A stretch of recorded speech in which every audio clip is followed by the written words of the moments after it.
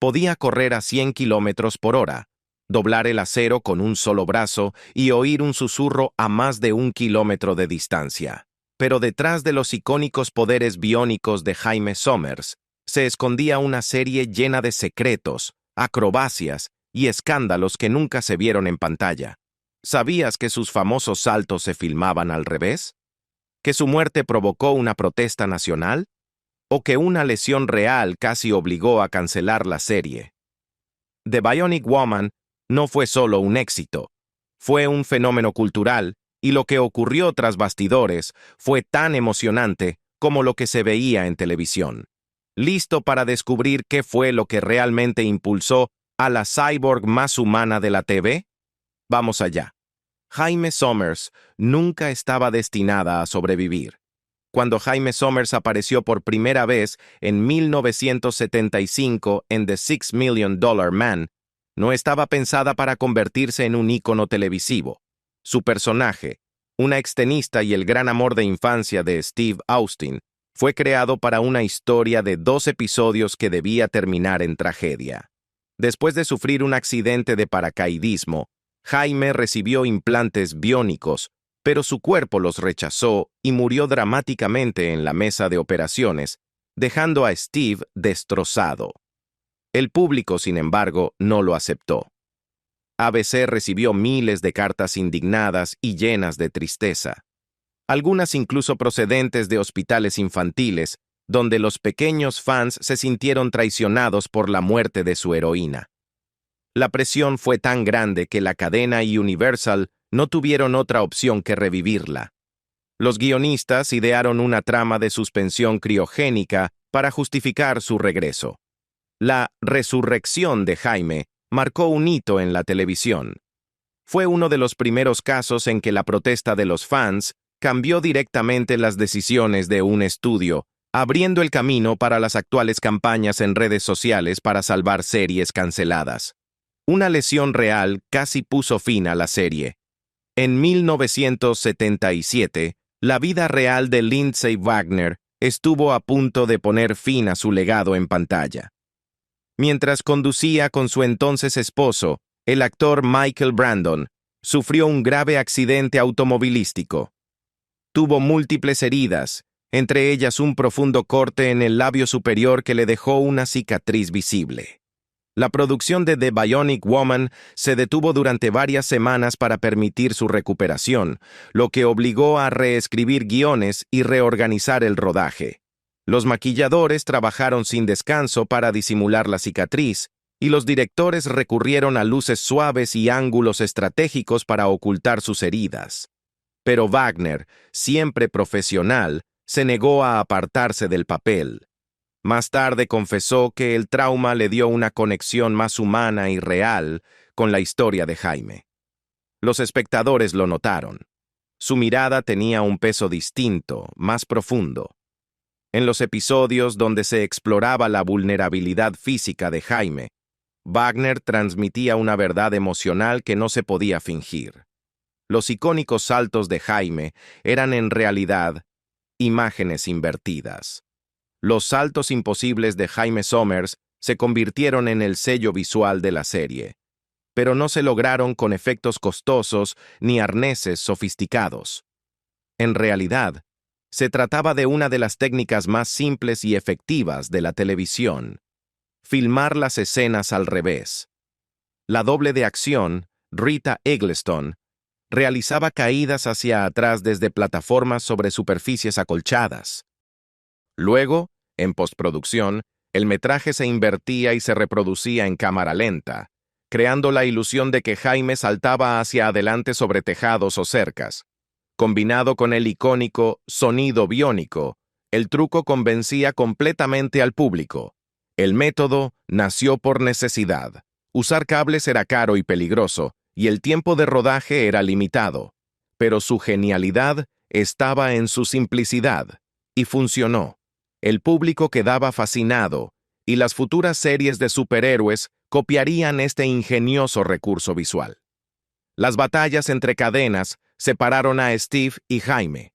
El romance entre Steve Austin y Jaime Sommers era uno de los pilares de The $6 Million Man y The Bionic Woman. Sin embargo, cuando The Bionic Woman cambió de cadena en 1977, de ABC a NBC, la historia de amor se rompió. No por el guión, sino por contratos corporativos. Leigh Majors tenía un contrato exclusivo con ABC y no podía aparecer en NBC, mientras que Lindsay Wagner tampoco podía regresar a la serie original en ABC. Esta separación frustró tanto a los fans como a los guionistas, que no sabían cómo justificar la ausencia mutua. Wagner llegó a decir en entrevistas que el cambio fue como dividir a una familia, y los espectadores sintieron lo mismo. La química que había sostenido las primeras apariciones cruzadas desapareció. Sin esa tensión emocional, la tercera temporada perdió fuerza, y también audiencia. Las fembots aterraron a los niños, y los padres se quejaron. Cuando las fembots hicieron su debut en el infame arco Kill Oscar, no estaban pensadas para ser aterradoras. Inspiradas en mujeres humanas, estas infiltradas cibernéticas tenían rostros lisos e inexpresivos, ojos brillantes y movimientos rígidos y mecánicos. Pero lo que los creadores consideraban ciencia ficción moderna, los niños lo encontraron absolutamente terrorífico. NBC recibió una avalancha de quejas de padres furiosos que aseguraban que sus hijos estaban traumatizados. Algunos pequeños, según se reportó, se negaban a dormir en habitaciones donde hubiera muñecas después de ver los episodios. Una madre escribió: "Mi hija no duerme si no escondemos todos sus juguetes en el armario". Las fembots, aunque técnicamente eran villanas, cruzaron la línea hacia el terror. Un golpe de suerte que les dio un estatus de culto.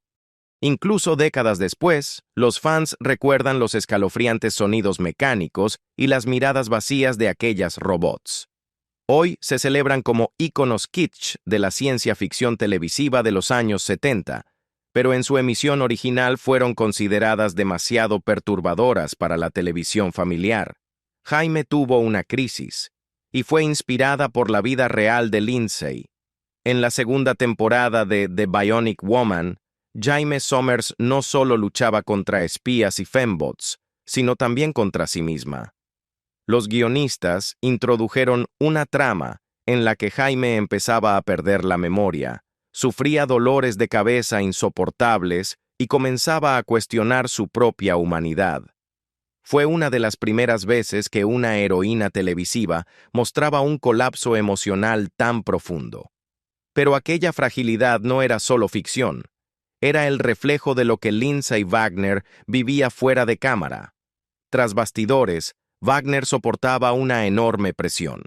El ritmo de trabajo era agotador.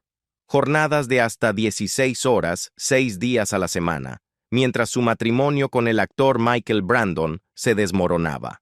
Aún arrastraba las secuelas del accidente automovilístico que le había dejado una cicatriz en el labio y afectado su autoestima. Exhausta y emocionalmente quebrada, se acercó a los productores y pidió canalizar su dolor real a través de Jaime. No quería que fuera invencible, dijo en una entrevista de 1981. Quería que sintiera lo que es romperse y luego sanar. Esa vulnerabilidad le dio a The Bionic Woman una autenticidad emocional poco común. Las audiencias, especialmente las mujeres, se vieron reflejadas en la confusión y la resiliencia de Jaime. No era solo una máquina hecha para sobrevivir, era una mujer aprendiendo a vivir de nuevo. El creador de la serie abandonó la producción a mitad de temporada. Kenneth Johnson, el visionario creador de The Bionic Woman, tenía una visión muy distinta a la que finalmente impuso ABC. Su concepto original no giraba en torno a persecuciones espectaculares ni efectos visuales, sino a una pregunta más profunda. ¿Qué ocurre con el alma humana cuando el cuerpo se convierte en máquina? Johnson quería explorar el trauma, la recuperación y la identidad a través de la transformación de Jaime. Pero para la segunda temporada, las prioridades de la cadena habían cambiado. Los ejecutivos exigían más acción, más explosiones y tramas más sexys para competir con Charlie's Angels. Johnson se resistió. Argumentó que la fuerza de la serie residía en la profundidad emocional de Jaime Sommers. Ellos querían que saltara de helicópteros cada semana, dijo años después. Pero yo quería preguntar qué significaba vivir con partes mecánicas. Frustrado y decepcionado, abandonó la producción a mitad de temporada. Su partida marcó un antes y un después.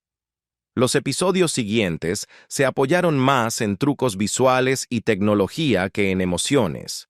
Los fans lo notaron. Comenzaron a llegar cartas lamentando que el programa se hubiera vuelto demasiado caricaturesco. Sin el toque humano de Johnson, The Bionic Woman se volvió más rápida y ruidosa. Pero como señalaron los críticos, también perdió parte de su alma. NBC intentó reemplazar el romance de Jaime con un hombre menos peligroso. Cuando The Bionic Woman pasó de ABC a NBC en 1977, la cadena se enfrentó a un problema incómodo. Lee Majors, el actor que interpretaba a Steve Austin, seguía bajo contrato exclusivo con ABC, por lo que no podía aparecer en los nuevos episodios. Su ausencia dejaba un vacío evidente. La historia de amor que daba equilibrio emocional a Jaime había desaparecido. NBC intentó llenar ese hueco introduciendo a un nuevo personaje, Chris Williams, un guardabosques interpretado por Christopher Stone.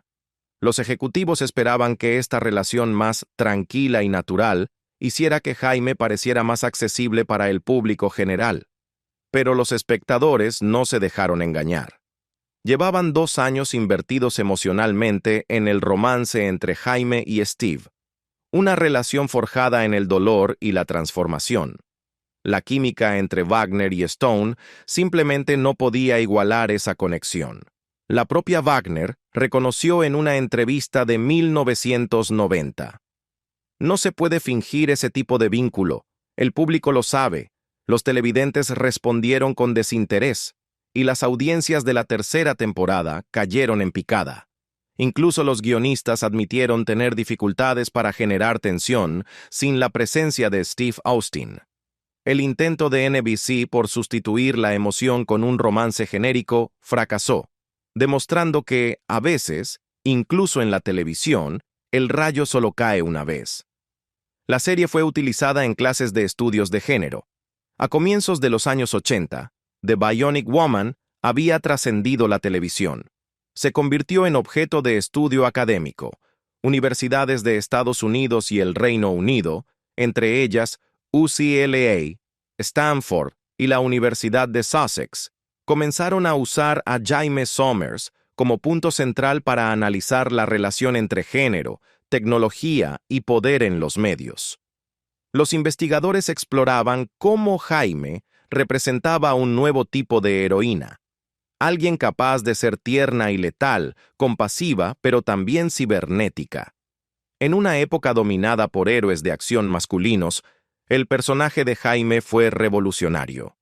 Podía aplastar acero con su brazo derecho y, al mismo tiempo, conmoverse hasta las lágrimas por sus alumnos en Ojai. Las teóricas feministas la analizaron como una figura subversiva y contradictoria. ¿Era una mujer independiente que reclamaba su poder o un cuerpo controlado por el gobierno y construido para servir? Académicos británicos incluso relacionaron su historia con la teoría poshumanista, destacando cómo difuminaba la frontera entre mujer y máquina. La combinación de fuerza, empatía y vulnerabilidad convirtió a la serie en una referencia temprana de los estudios de género. Décadas después, los profesores siguen citando The Bionic Woman al hablar de la representación femenina en la ciencia ficción, una prueba de que Jaime Sommers no fue solo cultura pop, sino también un comentario cultural. Lee Majors y Lindsay Wagner tuvieron un breve romance en la vida real. Parte de la chispa entre Steve Austin y Jaime Sommers en pantalla provenía de que, por un breve momento, no todo era ficción. Durante el rodaje de los episodios cruzados con The $6 Million Man, comenzaron a circular rumores de que Lee Majors y Lindsay Wagner mantenían una relación fuera del set. Aunque ambos se mostraron discretos, los miembros del equipo aseguraban que la química entre ellos era real. Se los veía inseparables durante los descansos, riendo y compartiendo charlas privadas entre toma y toma. Su relación era compleja.